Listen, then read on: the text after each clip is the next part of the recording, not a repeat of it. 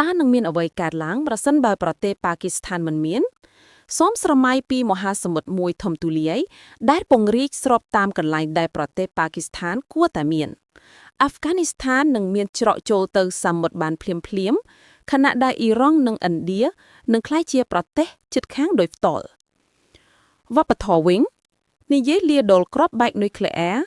បាល់ទាត់និងការខ្វះខាតឆ្អឹងស្ពានវប្បធម៌រវាងអាស៊ីខាងត្បូងនិងអាស៊ីកណ្ដាលប្រវត្តិសាស្ត្រវិញផលប៉ះពាល់នឹងធំធេងខ្លាំងណាស់